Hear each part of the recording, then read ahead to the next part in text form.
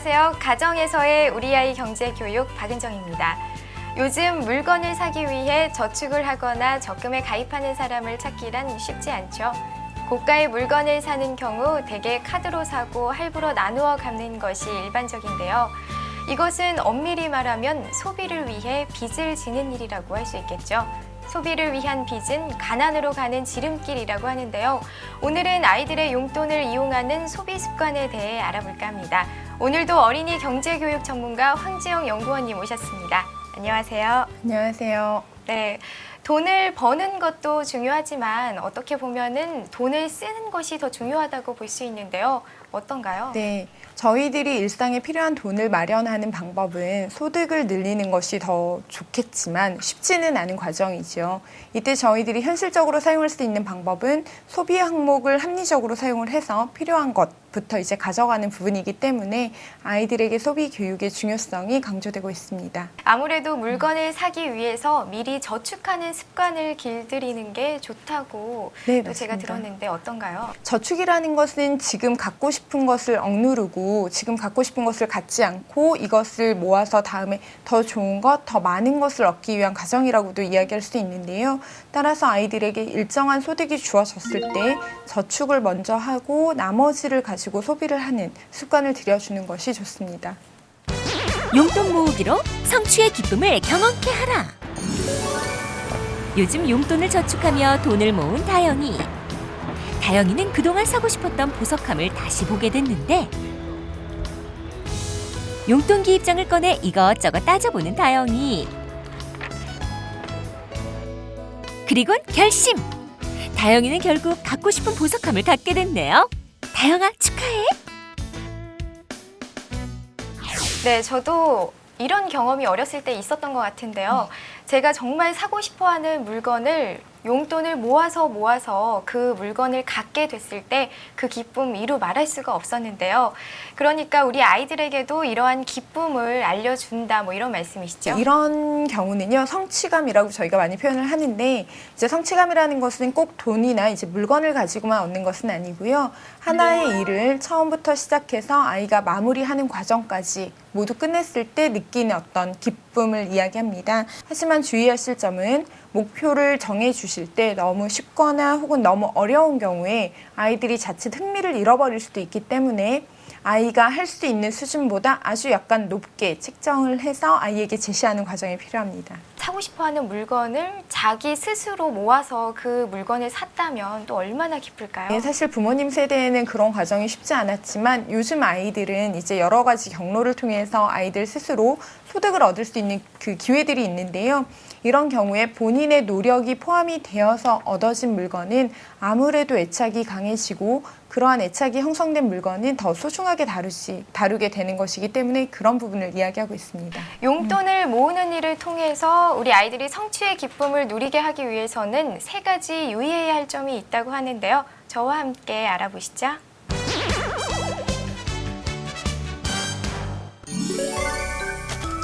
다영아, 뭐하니? 응, 나 저거 살 거야. 뭔데? 저거. 저거 너무 비싼데? 한 6달만 모으면 살 수 있을 것 같아. 6달? 네, 뭐가 잘못된 건지 잘 모르겠는데요. 아이가 용돈을 모아서 현재 물건을 사려고 하잖아요. 조금 경고가 잘못된 게 아닐지 약간 의심이 드는데요. 아이에게 성취의 기쁨을 느끼게 하려면 아이 스스로 마무리할 수 있도록 해주셔야 하는데요. 하지만 이제 우리 아이들에게 6개월이나 1년은 사실 굉장히 먼 기간입니다. 자칫 먼 기간, 너무너무 긴 기간을 설정했을 때 아이들이 중간에 포기할 수 있습니다.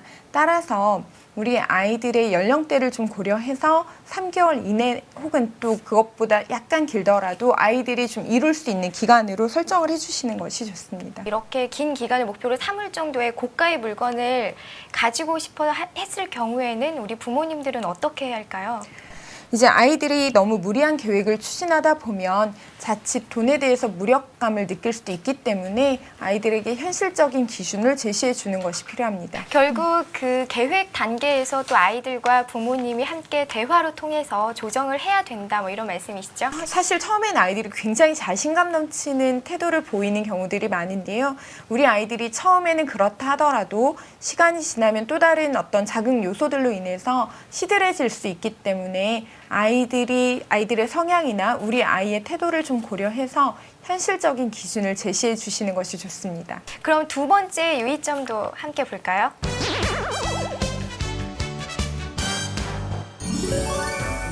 전부터 용돈을 모아 자전거를 사고 싶었던 다영이. 그런데 자전거 가격이 18만 원? 아휴, 한숨만 나옵니다. 다영아, 왜 그러는데? 아니야. 왜 그러는데? 사실은 자전거가 사고 싶은데 너무 비싸. 내 용돈으로는 살 수 없을 것 같아. 그래? 그럼 엄마가 용돈 올려주면 되잖아. 진짜? 진짜? 우리 아빠 최고! 안 돼요. 네, 또 경고네요. 이번에는 제가 알 것 같아요. 약간 엄마가 용돈을 올려줬다는 그 자체가 잘못된 거죠? 아이의 용돈을 올려주는 방법을 택하게 되면 아이는 중간에 돈 모으는 과정에 대해서 흥미를 잃게 됩니다. 내가 돈을 모으는 과정보다 용돈을 올리는 것이 더 쉽고 간단한 방법이 아닐까라는 잘못된 생각을 갖게 될 수 있습니다. 그렇다면 아이가 정말 고가의 물건을 사달라고 했을 경우 부모님들은 어떻게 해야 가장 효과적인 방법이라고 볼 수 있을까요? 이런 경우에는 아이들이 세뱃돈이나 혹은 명절에 친척들로부터 받는 용돈, 생일이나 크리스마스에 받게 되는 어떤 용돈의 일부를 활용하는 것도 방법이고요. 이제 미리 그런 기준을 작성해 두시는 거죠. 그렇지 않은 경우에는 아이들이 그 물건 가격에 이제 20%, 30% 정도 일정한 금액을 모으면 나머지 부분에 대해서 부모님들이 좀 지원을 해주시는 방법입니다. 이렇게 되면 아이들은 20%, 30%의 자금을 마련하기 위한 노력을 기울였기 때문에 아이들은 그 물건에 대해서 스스로 노력한 결과가 반영된 이렇게 물건에 대해서 애착을 좀 갖게 되는 경우가 많습니다. 그렇다면 그 보조해준 부모님의 돈을 다시 반납을 해야 되나요? 그렇지는 않습니다. 왜냐하면 그냥 그 고가의 물건을 아이에게 준비해 주는 것이 아니라 아이 스스로의 노력을 포함한 과정이기 때문에 나머지 부분에 대해서 아이에게 그 금액을 반납하도록 하는 것은 무리가 될 수 있습니다. 그렇다면 다영이네를 통해서 이 문제를 어떻게 해결해 나가는지 함께 보실까요? 1,000원씩 2개월만 모으는 거야. 책상에서 엄마와 뭔가를 의논 중인 다영이. 모아주면 됩니다. 어라? 다영이가 엄마와 계약서를 쓰고 있군요. 자전거를 사는데 엄마가 보조를 해주는 대신 조건을 달았는데요. 다영이가 모아야 할 돈은 24,000원. 다영이는 노력해서 좋고 엄마는 경제 교육을 시키고. 어때요? 멋진 계약 아닌가요? 바이올린을 배우려고 악기점에 가서 바이올린 사는데 얼마다 이랬는데 아이가 가진 모은 돈이 있었어요. 지갑이. 근데 아이가 통장도 각자 하나씩 있고 각자 지갑이 따로 있어요. 용돈 받아서 넣는 지갑이 있어요. 그래서 그 돈이 어느 정도 모아진 거예요. 근데 지금 말씀하신 것처럼 일부는 그 아이가 예를 들어 10만 원을 모았어요. 10만 원 다 지불을 하고 그러면 그 나머지 10만 원은 엄마와 아빠의 돈으로 같이 했더니 그 바이올린을 너무 아끼는 거예요. 네, 말씀하신 것처럼 이미 부모님들께서 또 이렇게 하고 계시는 분들도 상당히 많은데요.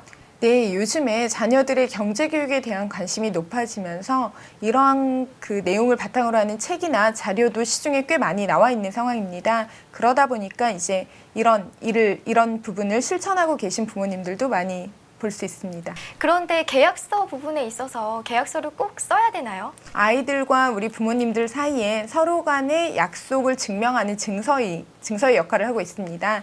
그래서 이런 부분이 이어지다 보면 부모님과 아이가 서로 간에 이제 약속을 신뢰할 수 있는 신뢰 관계를 형성하는 데 바탕이 될 수 있습니다. 여기서도 알 수 있듯이 용돈이라는 개념이 공짜로 주는 돈의 의미보다는 우리 아이들의 경제 수단으로 또 여겨져야 될 것 같다는 생각이 드는데요. 여기에서 목표를 세운다는 것은 굉장히 중요한 개념인데요. 미국의 저명한 잡지인 석세스에서 한 조사를 했던 적이 있는데요. 1953년에 예일대학교 학생들을 대상으로 몇 가지 질문을 던졌습니다. 그 질문 중에 3가지는 이제 목표에 대한 부분이었는데요. 근데 이 중에 대답한 학생들 중에 3%의 학생만이 나는 목표를 가지고 있고 그 목표를 실천하기 위한 계획을 가지고 있다고 대답을 했습니다. 이제 이 조사가 흥미로운 것은요. 20년의 시간을 지나서 그때 인터뷰했던 학생들을 다시 찾아가서 현재 상황에 대해서 물었을 때 목표를 가지고 있고 실천 계획을 가지고 있던 3%의 학생이 그렇지 않은 97%의 학생보다 10배 이상 높은 소득을 가지고 있었다는 것입니다. 목표가 가지는 큰 힘이겠지요. 10배라면 어떻게 보면 상당한 수준이라고 볼 수 있는데요. 이런 결과가 있는지 저도 이제 알게 됐는데요. 사람들이 사실 목표를 설정하지 않는 것은 그 목표를 설정하는 것에 대한 부담도 좀 있고요. 자신감 부족이라고 이제 말하는 분들도 계신데요. 이제 용돈이라는 것이 사소해 보이지만 아이들이 용돈을 모아서 하나의 물건을 본인이 직접 구입해보는 하나의 과정을 완수했을 때 느끼는 성취감이 반복되다 보면 아이들은 내가 목표를 세우고 이걸 추진하는 과정 그리고 완성했을 때의 기쁨을 느낄 수 있고 그 느낌들이 반복되면 아이들에게 자신감을 심어주는 계기가 될 것입니다. 네, 저도 오늘부터 열심히 해야 되겠다라는 생각이 드는데요. 다음에는 3번째 유의해야 할 점 한번 알아볼까요?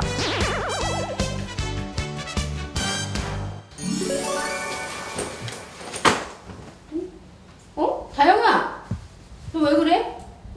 엄마, 나도 게임기 사주세요. 뭐? 게임기? 내 짝꿍 은진이도 있고 예진이도 있고 걔네들이 자꾸 놀린단 말이에요. 너 그런 것도 없냐면서. 그래? 그래. 내일 당장 가서 사자. 진짜?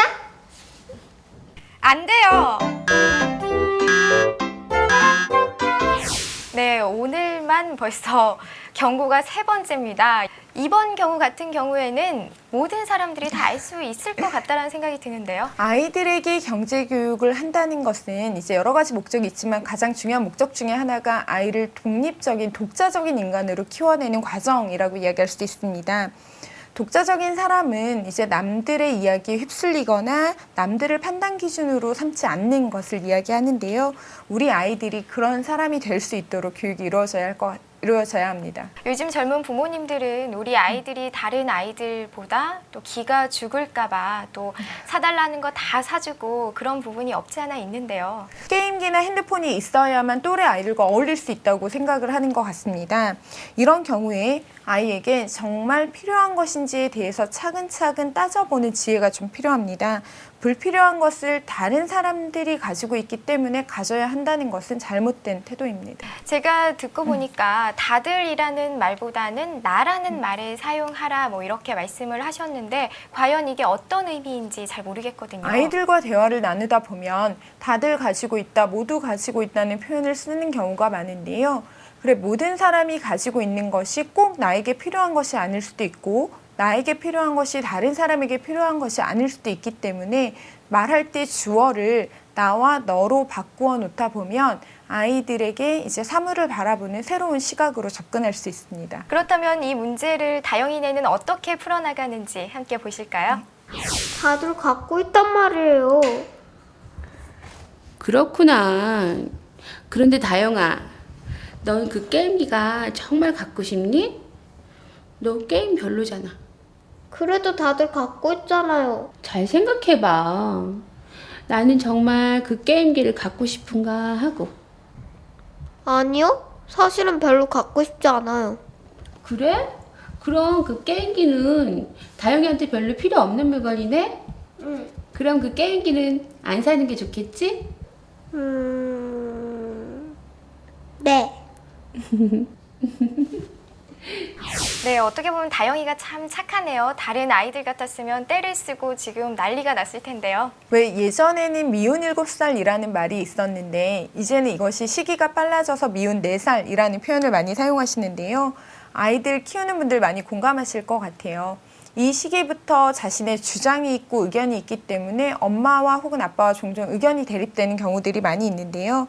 아이들과 차근차근 대화하는 어떤 길고 긴 인내심의 과정이 필요할 것 같습니다. 다시 본론으로 들어가서 그 다들이라는 말보다 나라는 말을 자주 사용함으로써 독자적인 사고를 갖게 하자, 뭐 이런 말씀이시죠? 이게 개인주의를 이야기하는 것은 아니고요. 다른 사람이 모두 하더라도 내가 원하지 않으면 하지 않을 수 있는 용기, 그리고 모든 사람이 갖고 있더라도 나에게 필요한 것이 아니라면 갖지 않을 그 진정한 용기에 대해서 아이에게 설명해 주는 기회가 될 것입니다. 네, 이렇게 프로그램을 하면 할수록 용돈이라는 게 우리 아이들에게 정말 좋은 교재가 될 수 있구나, 그런 걸 알게 되는 것 같아요. 네, 그렇습니다. 아이들에게는 굉장히 좋은 교재가 되지만 이것이 이루어지기 위해서는 부모님들의 많은 노력이 함께 해야 될 것 같습니다. 아이들에게 좋은 어떤 재료를 구입하고 책을 사주는 과정처럼 부모님들이 용돈이라는 부분을 가지고 부모님들의 충분한 노력이 함께할 때 그 목표가 이루어질 것 같습니다. 네, 좋은 말씀 고맙습니다. 자녀들에게 올바른 경제관념을 심어주고 똑똑한 소비자로 키울 수 있는 좋은 교재인 용돈. 어릴 때 돈과 경제에 대한 개념이 자리 잡히게 되면 훨씬 더 밝은 미래가 보장된다고 하는데요. 우리 자녀들 용돈 교육에 더 노력을 기울여 주시기 바랍니다. 가정에서의 우리 아이 경제 교육, 오늘은 여기서 인사드릴게요. 고맙습니다.